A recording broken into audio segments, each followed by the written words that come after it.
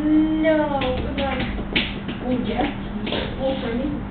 and then she talked with Timur a lot, and she like, was tall and wearing a lot of makeup. No, there's one I don't remember. I remember. I don't remember her name. She was like a friend of Barbara, first one. Barbara, the first one? Yes, Barbara, which is like I remember. very, very young, like Long time before I'm supposed to know her. she used to be called Barbara with long hair, with like I don't remember her. I don't know, she used to sing some song with Timur on Travelers. I remember with black hair and glasses. Yeah, this one. I remember everyone. Yeah, she was like very girlish. She sang something, I don't remember. She used to be a very good friend of Barbara. I don't remember his name, but Marsh? No, it wasn't Marsh. I'm getting completely don't remember. I wish they had. I wish they should have mixed with students. Something like that. Yeah. They have like. We had a little for drama. That's it. So, in the very first beginning, we used to have this girl. I can't remember. She's like, she's tall and she's like, with blonde hair like this. I remember her in a white shirt and a black shoes. In front of us, when she used to like, Who she was in drama? well, she wasn't playing at all. Yeah, she was in the very, very beginning. We showed it. We didn't have a... Okay, What I don't remember. So can you translate I need to one word, translate.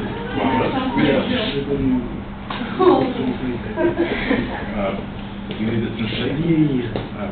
Like this? Hello. Okay, okay, go on. Not very, very long. It was like fun. I know one. Sounds like this. Have you given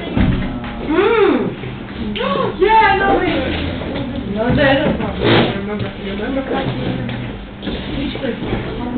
that played very way on this side. Yes. I remember. Sure. Yeah, and this girl used to be her like best friend.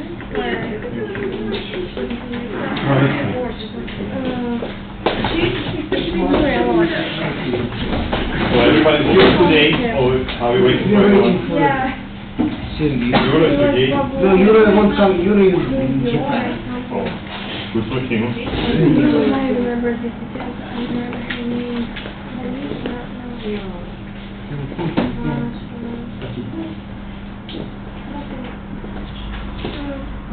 So maybe Сергей told anyone when he's here. Yeah, I told him.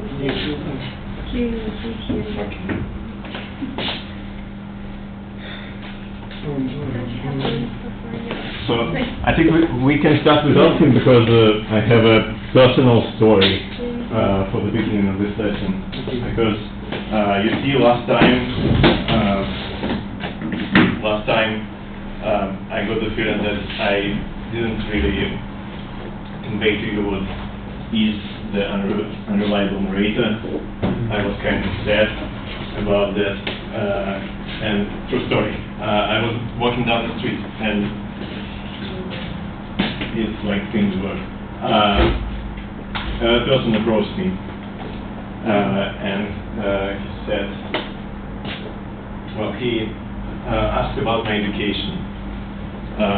He asked about where I'm from.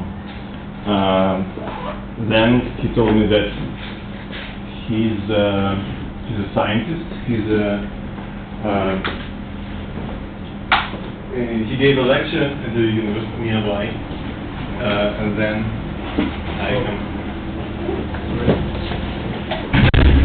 something unexpected happened, and the person that had meet wasn't there, and he, as you may well guess, had no money to get somewhere. And he was really persuasive. And the story I'm telling you right now, I actually paid for this story because I bought it and I gave him the money. But the thing is, I think that this money, they weren't wasted. Maybe yes, but I think that this story can help you to discern between somebody that you just don't believe and then a reliable narrator. Now, there are two narrators in the story I told you, me and the guy. Do you think any of us is an unreliable one?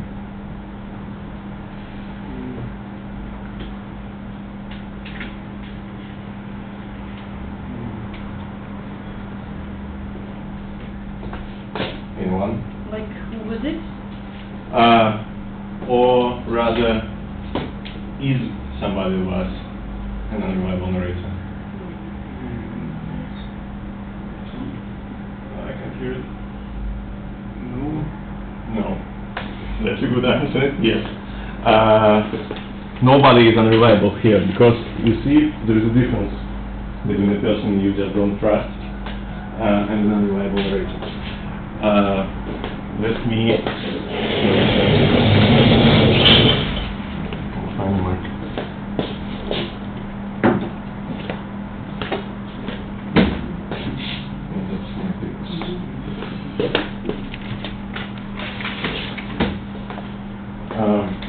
You see, when a person tries to deceive you,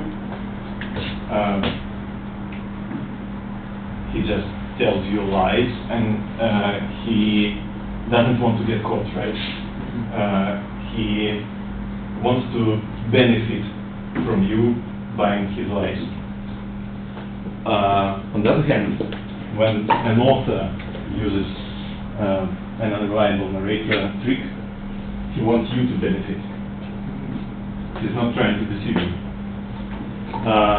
It works like this.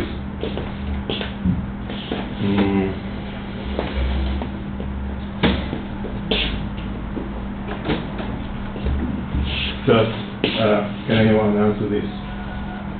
An author and then and the narrator. Are they one person? Is it all the same? No. Okay, good. Because you see,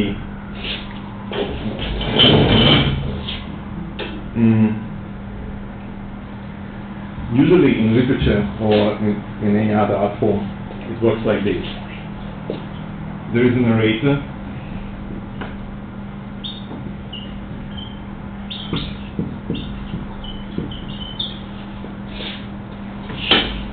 and there is an audience,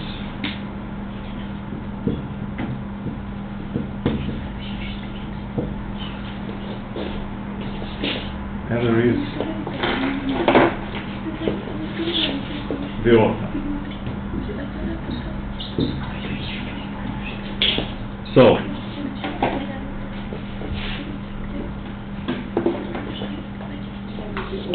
and as you said, there is always this gap between the narrator and the author.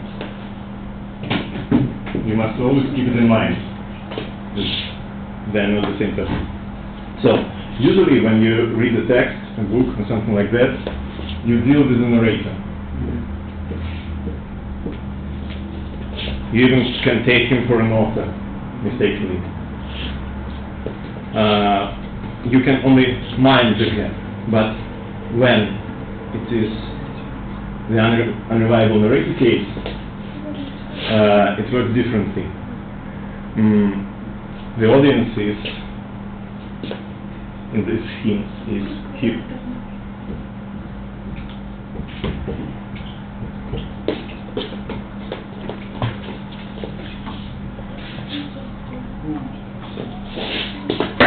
So the gap between the author and the narrator is revealed to the audience. How can be done? The narrator can contradict himself so that you know that it can be true. The narrator can say such things that you know the author couldn't, like narrator, a racist guy, the author is not. So actually, the tricky thing is this hymn is not really the author, it's quasi-author. The author is once again hidden from you and resides here. But it's just for the sake of greatness. This gap,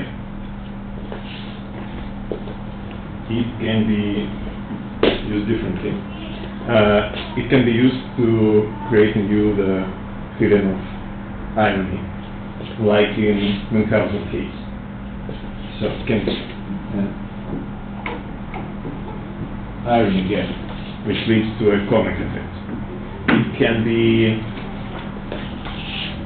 the estrangement gap. Anyone familiar with the term estrangement? It means that you see something familiar, but you see it from an angle that makes you see it like for the first time. It's really strange to you. The famous example from the Russian literature is Natasha Rostova looking at the stage of the opera. You will read it in due time, and she's completely puzzled on what is going on the stage. People running from here to there, singing, doing stupid things, and everybody applauding. So, can we? Another case of estrangement is the Huckleberry Finn book, where we see the Southern society,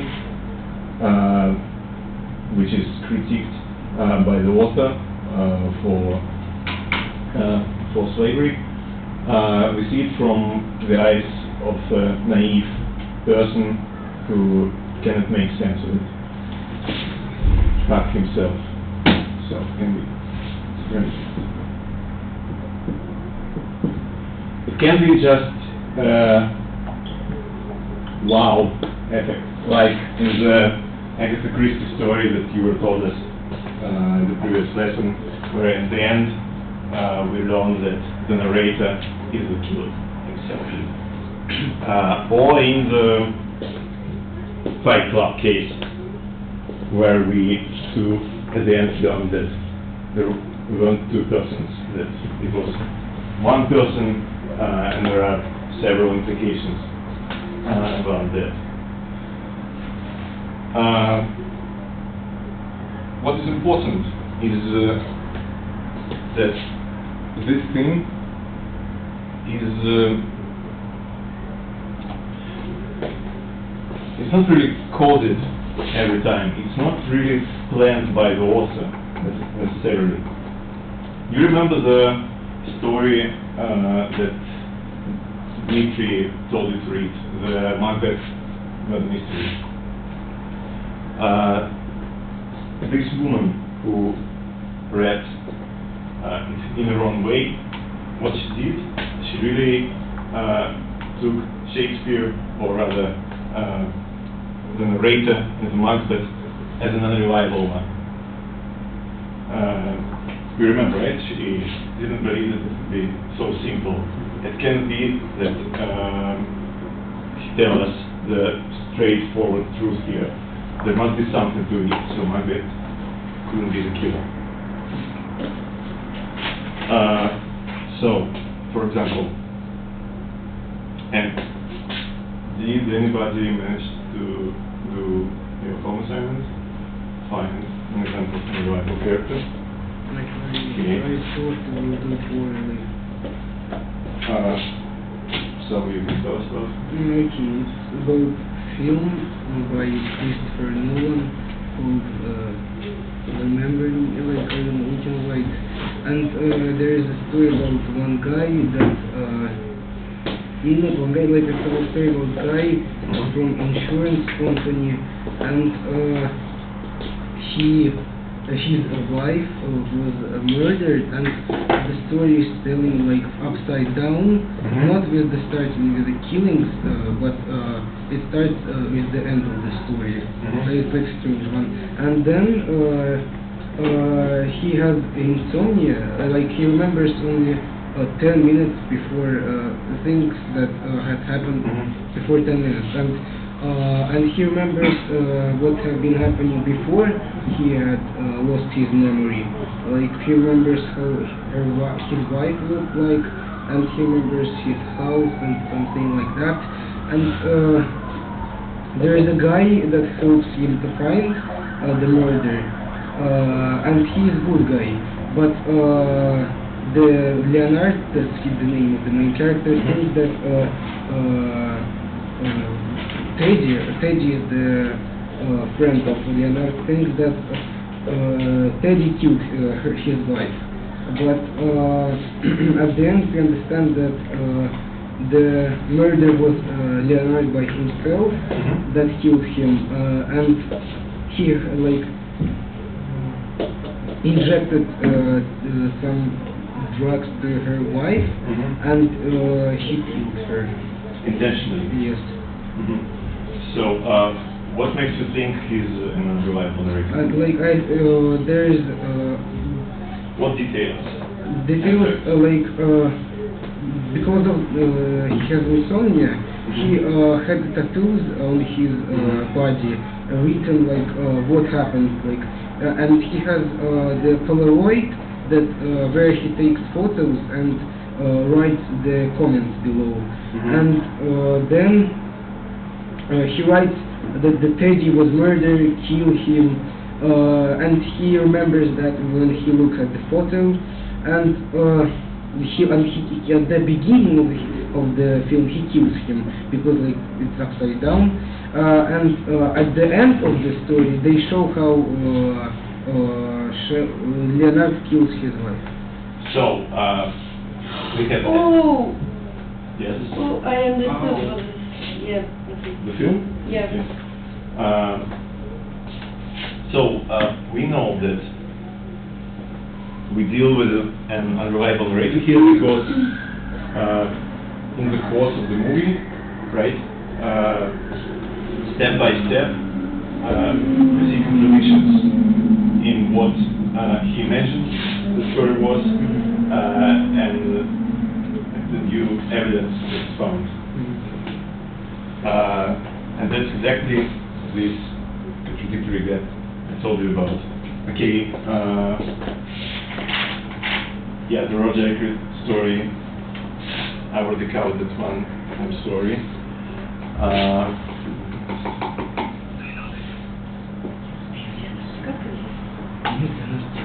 Okay, so let me test you. Do you know the book, classic one, The Divine Comedy by Dante Alighieri? Maybe heard about it. Like the So, circles, hell. yeah, it is a story about told us by a poet when he travels through hell, then through purgatory, and then to heaven. He sees all kinds of things on the way. The things you can't really believe, or you can if you're a Catholic, maybe. But is he an unreliable narrator? Or rather, does Dante use the unreliable narrator method here? Probably yes. Yes, why? Because his wish was like to make 3 parts of this comedy, like hell. It's the first, the second, Purgatory. yeah, and the last one is Heaven. Heaven. But it haven't. So Okay. I can say that something. But do you think he contradicts himself? Or do you think he lies to you? Probably yes. It's not that. Because you see, it's religious art. He really does believe the things he tells you, and not really this thing is important. What's important is that he doesn't want you to doubt his words. He wants you to believe it. His ambition was to give you a model of how the universe there. And since Renaissance, religious time, it was totally okay to believe such things. And today it is too. But anyway.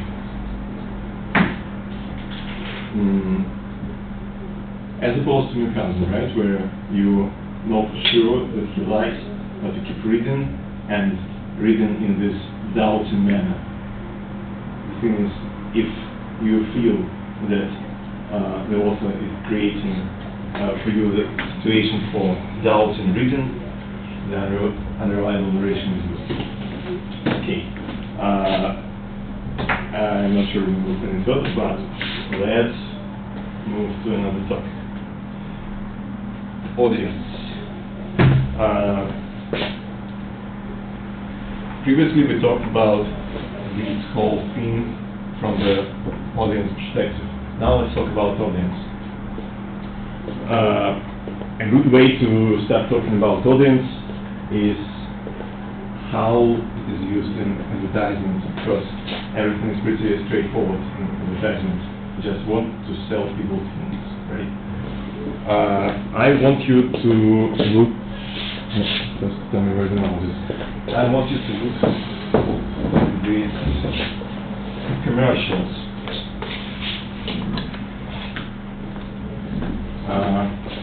What must be said? It's Toyota Camry commercials. They plan to sell in USA, and USA,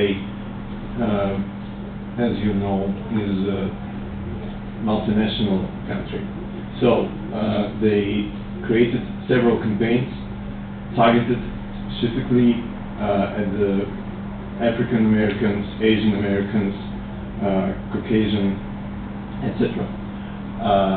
And they used TV analytics to put these commercials to the shows that they know is popular among black people or popular among Asian people.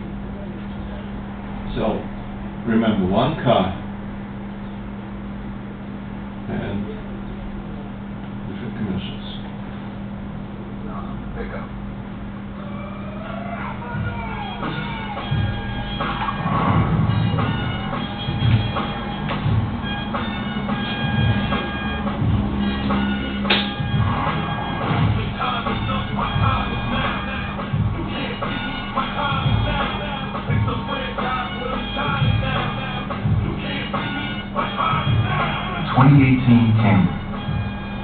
Toyota. Let's go places. This one is of no interest to us, but it's short to the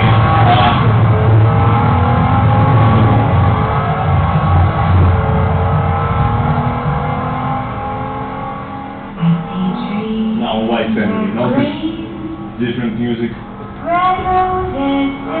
different feeling to it.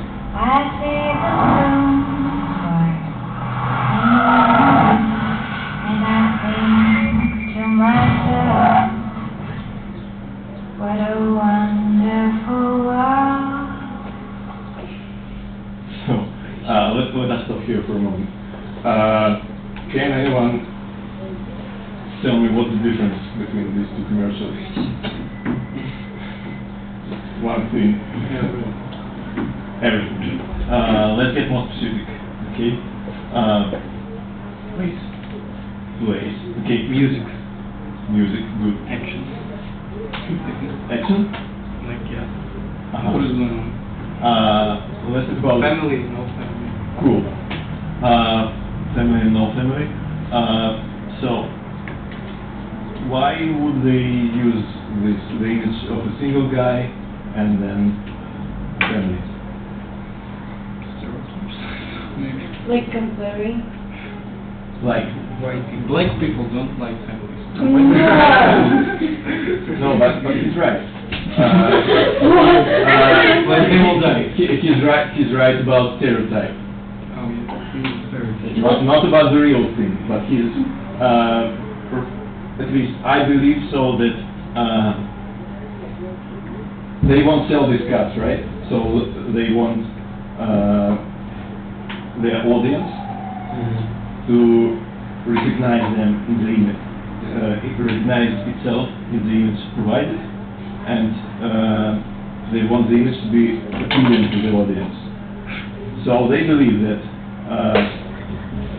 these black guys who can afford a car, they want to see themselves as strong, single, hip, athletic guys going fast in their car. You notice the peacock, right? Showing off. And one thing which the commentators on YouTube pointed out, he orders pizza at the beginning of the commercial. It is daylight, and then when he picks up this pizza, it's night. So he like drove for 8 hours for this pizza for some reason we don't know. Now the second commercial, they use a family image, right? Even the deers are family here. Okay, there is couple.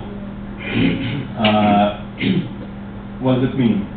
What do they think about white audience?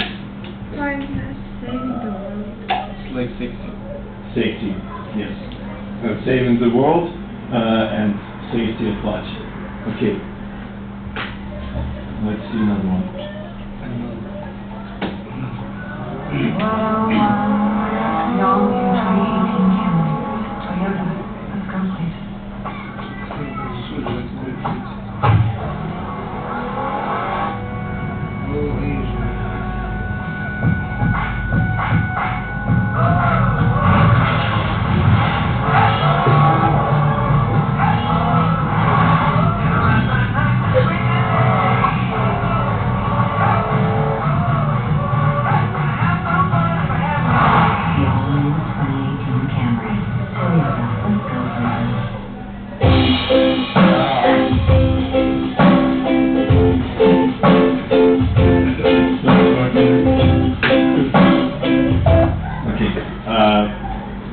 The Asian American commercial needs a commentary because I believe you don't know that, because I didn't know, maybe you know.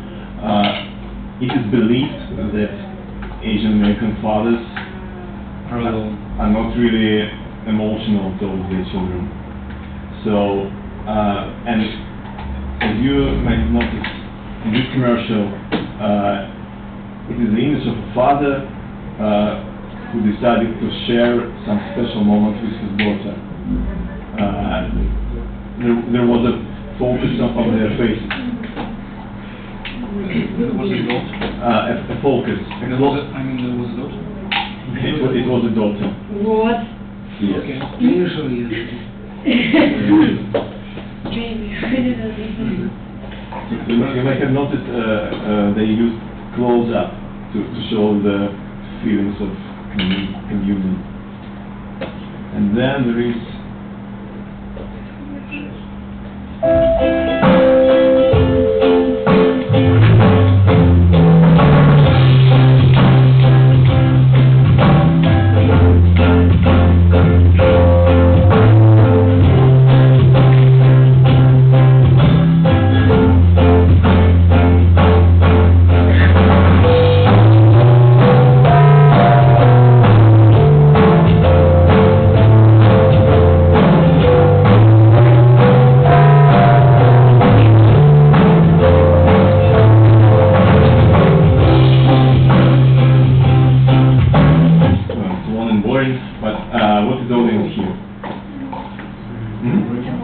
the audience. Everyone, yeah. They want, it's like, this commercial is shown on the channels that everybody watch. So it must appeal to everybody. So notice, it is absolutely no intro. It starts with the music. Which is like nothing. It's just here. You see people of all possible races, of course. Okay.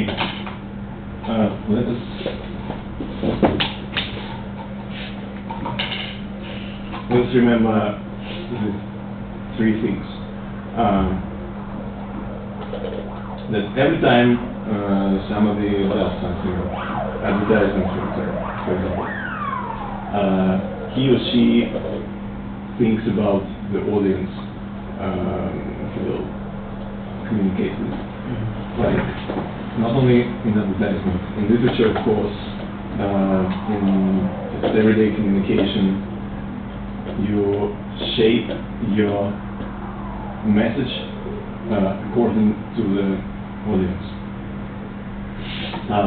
Second, when a writer or an ad guy thinks about an audience, he wants the audience to recognize itself, and then he wants the audience to take a specific action, like to do something for him, or to feel some emotion, or just to get the sudden will to buy a car. Let's move close to literature now. You probably know this book.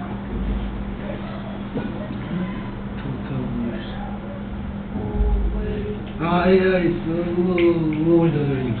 Right. Bravo! Tolkien! Yeah. We see here the first edition. It looked like that when it was first printed in Britain. Then,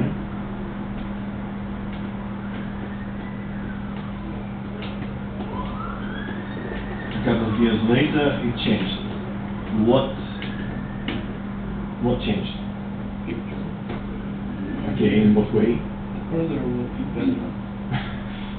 Why? Just minimally. I don't like it. Let's just name the differences, okay? Colorful. Every. Colorful, okay.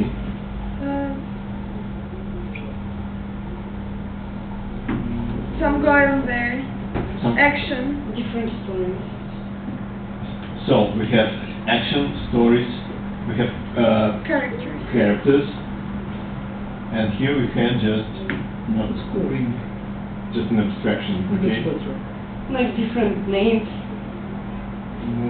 So who do you think this book was designed to appeal to, or rather, this? Actually, To the first kids. one I love more than the second. Because you are grown-ups. For kids. This one is more suited for kids, right? Okay.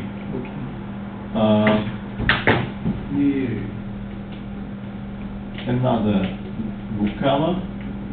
Why do you think it changed like that? For both. They had, because the film was filmed, or the movie was filmed. Right. What makes you think so? Because The ring. The ring, like the But type of- there was the ring in the book. type of voice. Yeah, but this ring was with some special listen. Like it looks the same. Yeah, right. And also somebody said something about the letters. Video letters. And who do you think the audience is here? Everyone. Everyone? Really? Everyone that haven't watched the film. That haven't watched the film. No. But It's just cool book. It's old school. Big black. And the dark film. film. Yes. Yes, we're talking about that. Older. I didn't read, but I haven't watched. did you read? No, I haven't watched it. Only two. Maybe it's easy for people who actually watched the movie, who liked the movie. Why do you read the book? Yeah, why to are you watch the reading the movie? book after you... Well, because books tend to be cooler than movies, no? No, No. Better. they are better, but you read them before the film. Fine. Oh, okay. Well, it's not about the plot, it's about the It's like written experience. But there can be different feelings. I'm not necessarily right, but I think that it is suited for people who like the movie or who maybe they didn't watch the movie, they saw a trailer in a movie theater, and they know it's some big thing that everybody's talking about. So they will recognize the ring, as you said, and the letters, as you said, and so it makes chances for them to buy the book bigger. Next, there are even more extreme examples. Next I'm going to show you the deluxe edition of this book. How do you think it will look? Gold pages. Gold pages. Pages. And the book cover. Maybe this will be the ring. What? The real ring. The real ring. Yeah, in the end of the book. That you can actually wear, right? Yeah. It's a nice idea, but let us think about it this way. Who can buy a deluxe edition which is pricier, right? Fans. Actors. Rich people. Actors. Actors. Like a souvenir. I played in this thing. So it's fans who have money, right? Who must have already read the book. They just want to have something beautiful to remember. So it must be maybe some valuable materials. The book is made from. Don't know how to say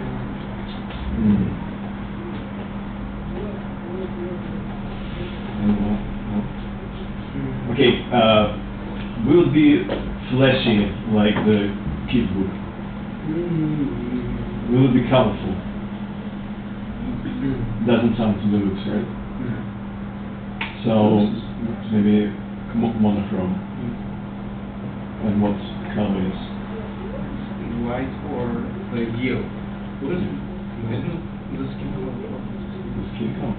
I don't know how it was in that. Beer. Like Body skin. Between gray and yellow. Body color. Yes, but And brown. it is actually black. Yeah. Simple as that. The material of the cover, I think, the most valuable, like all-time book. Okay. Gold. Brown. The material? The material is leather. Leather, right. And then there mustn't be much on this book cover, right? It must be minimal. Yes. Only movie. Looks like it. Bible. Uh, Only Bible. That's a good situation. Why? Like, there is it Chinese? Oh, you don't know this thing? It's because you didn't read the book. It's, you see, J, R, R, T. Okay, those. Too hard to understand. Why are the like differences? Who is it? GR. Different sizes? Yes, Well, I told him. What the? well, what it stands for? The water, it's Ronald Royal Tolkien, right? And doing all that, he developed a full-scale language that you can talk in. Yeah, Yeah. Elvish press. And this thing is stylized as a rune, right? As a rune. Not this kind of writing. So, it is particularly cool that only people in the know will understand what does this symbol mean. So, Like if What's the those first book, one? if someone rich will buy this book and will not understand. he must buy it exactly for the reason that he knows everything about it, and he wants just to pay to actualize himself as a fan. So, this room here is a perfect example of exclusiveness, where you exclude others from the space where it is your special relations with the book. And actually, there was another deluxe one, which mimics the original one. Is it loose? Hmm? Is it loose? Looks? You said it looks also. It is also deluxe. It is also a brighter edition, and as you see, it mimics the original one. What is the price of the books? Oh, I didn't even check, but okay.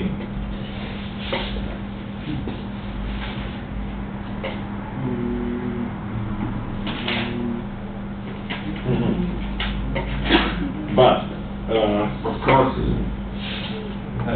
in literature, it doesn't work necessarily as straightforward as that. It's not that an author decides that who can I need to earn my living, right? I need to pay my rent. Who can buy books? Rich people. What are rich people interested in? Cars. So I write a book about cars. It's not necessarily like that, but there are cases, I'm sure, but not necessarily. A good example is Narnia book. Anybody read or seen the movie? What is it? Division of the Wardrobe. It is a book or rather a series of books by Stephen Lewis. And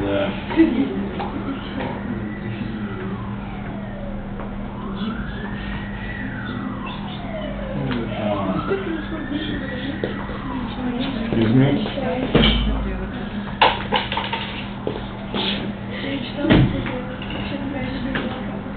English, please. What are you talking about? So,